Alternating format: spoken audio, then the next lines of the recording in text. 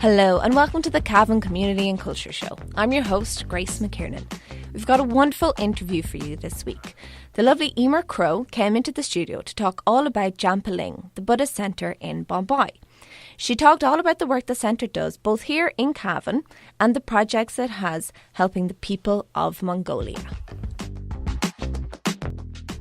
So if we could start off, if you could tell us a bit about the history of Jampa Ling and how it kind of came to Bawnboy and how the organisation started. Jampa Ling it's an old country estate house, and it would have been built at the same time as the workhouse in Bawnboy. So by the same people, the same architect. So if you look at the workhouse in Bawnboy and the stone of both buildings, they're the same, you know. So I'm not sure when that. 1840. So it was a private kind of country estate, and it would have been two families that I do kind of remember were part of the house, were the Hunt family and the Johnston family. And I know Desmond Goff, who works in Jampa Ling quite a bit, he'd be able to tell you in minute detail everything about the history of the house. But basically they were the two main families who had the running of the house. Towards the kind of mid-80s, the house was up for sale, and it had been empty for quite a long time. Now, prior to that, Miss Johnson, who's very fondly remembered in Bawnboy village, she lived in the house for a long number of years on her own. Her husband died, and they don't think they had any children. And she could just about keep the house going. Now, I think she couldn't afford to keep the house maintenance in its entirety going completely, so I think she lived in kind of one room, and the house kind of went to rack and ruin. So eventually she passed away and the house was up for sale, and I think it was lying empty for quite a number of years. So Marjorie Cross and her husband, they eventually bought Bawnboy House, or Owen Doon House, and Cyril, her husband, subsequently passed away. And they had plans at the time to convert the house into a B&B. But she found herself anyway with this kind of a big house, and her children had kind of grown up at this stage. And she decided then, she had been a practicing Buddhist for many years, and she had met Panchanotra Rinpoche, who is a Tibetan Lama. And she had met him in Scotland, in a Buddhist centre in Scotland, in Samyeling. And he had been to visit Bawnboy House. She was invited to go he was invited to Bawnboy House by Marjorie and her husband. And so when her husband passed away, and Anila, she's now an ordained Buddhist nun, she had the idea to invite Panchanotra Rinpoche to the centre. And for it to be his spiritual home, his centre, traditionally Tibetan Lamas don't go somewhere; they're invited. So she formally invited him, and that at that point then it officially became his centre. So that was kind of the early 1990s. Okay, and it's basically been in existence since then as Jampa Ling Buddhist Centre. And what is the work that is done there today? Like, what if someone went to visit the centre today? What could they expect to come across? Jampa Ling is it's a Tibetan Buddhist centre. It's Panchanotra Rinpoche's spiritual home, or it's his centre as well. So it does a number of things. So it's maintaining or promoting Tibetan culture, Tibetan Buddhism. And it's kind of a mainstay, or it's a place to learn about Tibetan Buddhism. It's also a centre where Rinpoche gives his teachings. So he would have a programme of Tibetan Buddhist teachings each winter. And then as a centre, then it's grown over the years. So there's now Tara House, which is an accommodation centre. So now, since for a long number of years, people have been coming to the centre to take part in various events, or a programme of events that is scheduled by Jampa Ling throughout the year. So they could be learning about meditation, learning a bit more about Tibetan Buddhism. It could be yoga courses, and And also there's a program, there's quite a big walled garden and organic vegetable garden. So we have woofers, willing workers on organic farms that come from all over the world and work on the organic garden. So it's kind of multifaceted now, really. And also, apart from that, then it's also a centre where people can come and stay and take time out. So you can come and stay at the centre, take part in the programme of daily meditations. So they would start right from the early morning, from about 7:30. You have your first kind of guru yoga meditation, which is a mixture of visualizations and chanting and silent meditation. And that's from 7:30 to 8:30. Then on various dates, various evenings and during the week, then there's beginners meditation sessions. There's also, I think, each day at 3:00 there's a guided meditation for half an hour. And then in the evening, then there's another meditation session, which is a mixture of visualizations, chanting and silent meditation. And that's from 7:30 to 8:30 each day as well. So if you come to visit the centre, basically it's open to anybody from any faiths, and people who perhaps want to take time out. And if they come and visit the centre, they can take part in the meditations or just really take time out and enjoy the grounds, because it's in a beautiful part of Cavan. And the setting is gorgeous. So you have walks, there's a little forest attached to the centre, there's the walled garden. So there's lots of lovely walks you can do, and you can take time out that way as well. So it's a very busy little place. Okay, yeah. It's not little, actually. Well, it's little enough. And what would be kind of the fundamentals of the Buddhist teachings that would be taught? Well, it originated in Tibet, okay? Tibetan Buddhism, obviously, that's geographically an area of the world that's north of India. So, but originally Buddhist teachings would have originated from India. Okay, so India, ancient Indian philosophers.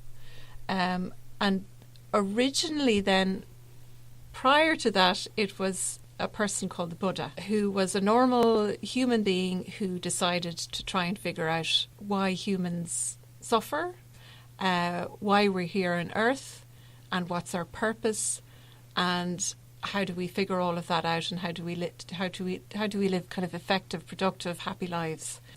So that originated in India, and then it travelled to Tibet, and then it kind of took hold in Tibet, and that's where the Dalai Lama then was set up then in Tibet as a system of learning, which I suppose there's a system in Tibet of where religion and kind of governmental structures kind of were very much interlinked. The Dalai Lama would have been head of the Dalai Lamas would have been head of the government and also head of the religious spiritual life of Tibet. So the Dalai Lama, he is also our spiritual director of the centre. Yes. He's also patron of Jampa Ling. Yes. So we have extremely close links with the Dalai Lama, and Rinpoche would be, in terms of hierarchical structures within Tibetan Buddhism, Rinpoche would be seen as the moon and the Dalai Lama would be seen as the sun. So they're very closely linked in terms of spiritual beings. So Rinpoche teaches, his teachings are a direct lineage from the Buddha. Okay. And from different teachings and lineages from Tibetan Buddhism. So there's various different lineages of Tibetan Buddhism, different schools, and Jampa Ling is the Gelugpa school of Tibetan Buddhism. So it's in that respect, the Dalai Lama would be seen as our spiritual leader, if you want to call like that. But we would primarily follow his teachings, and Rinpoche would be, what's the word? Messenger. He would be giving out. He would be teaching his writings or his methodologies or whatever. Yeah, that kind of thing. Okay. No, that's okay. It's quite complex, and I'm not very good at explaining it. No, that's absolutely that's fine. That's basically it in a very extreme, simple nut. Okay. And what about the people of Bawnboy and the surrounding area? How have their kind of reception been to the centre over the years? Well, I suppose if we go back maybe to the aims of the centre, so it's to preserve the Tibetan Buddhism and its tradition and culture, right? To work for a peaceful coexistence between all living beings, okay? And then to create a meditative and educational environment. So that's one of the things about Jampa Ling. And to create interfaith dialogue and to encourage conservation of the earth's natural resources. So they're all the kind of main building blocks of Jampa Ling. So in that respect then, that's kind of telling in terms of how it sits then in its relation to the local community. So when Rinpoche first came in the 1990s, he was quite quiet. People came from all over Ireland to visit him, and still do from all over the world, to come and listen to his teachings and have conversations and learn about Tibetan Buddhism. Really, Rinpoche has and Anila, they both have been very gentle in how it's sat in the local community. So it's never been overtly evangelical, or but Rinpoche would be very much part of the local community. You know, the Millennium celebrations in the local church, he was invited to speak along with other faith members in the local community. So very much gently part of the community in a very non-intrusive but beneficial way, because it reflects its aims. Yeah. Our aims, the Jampa Ling, its aims reflect. They're very universal. They're very positive aims. How it sits in the community. Okay. Does that make sense? Yeah, no, definitely. And you say in there that you get visitors from all over the world coming for retreats, for meditation. Yeah. Like I remember living there, because I lived there for a period of time. Someone came to the centre one day and said, "Oh, how do you live? How do you live out here? It's so remote and out of the way." And the next thing, two girls from Japan walked in the door. It's even though it's quite a remote location, it gets people from every corner of the world coming to experience the centre, to talk with Rinpoche, to listen to the teachings. It's quite an oasis, a rural oasis in Cavan, you know. Yeah. Yeah. Sounds like it. Yeah. Yeah. And a lot of what you do at the centre, a lot of yoga and meditation, and even like the organic garden, a lot of those things have become very kind of popular in culture in the last kind of couple of years. Like mindfulness has become a kind of almost like a buzzword in the last couple of years. And do you find that kind of reflected in the centre, that you would have people coming for time out and for retreats that maybe... Well, I think people have always been doing that, but maybe it's just more apparent now as to why people would do that. Whereas before, maybe it was seen as something a bit strange to do, or a bit kind of out there, but now it's actually seen as quite a normal thing to do, I think, which is great, that people are finding a space to look after their mental health and finding opportunities in which to do that. And Jampa Ling is a perfect place to kind of to learn about meditation, learn about your mental health, and to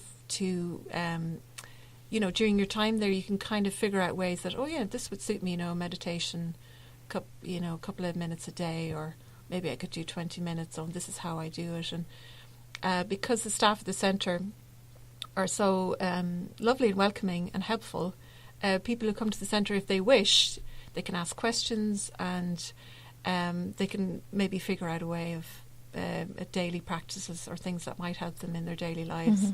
So a lot of people come away with kind of strategies to help them. And I guess because of our modern, everyone knows our lives are very hectic now and quite pressurised. And it seems quite normal now for people to take time out and to maybe just to visit the centre and for half a day and kind of go, okay, maybe I need to think about looking after my mental health a bit more. I know Desmond Goff has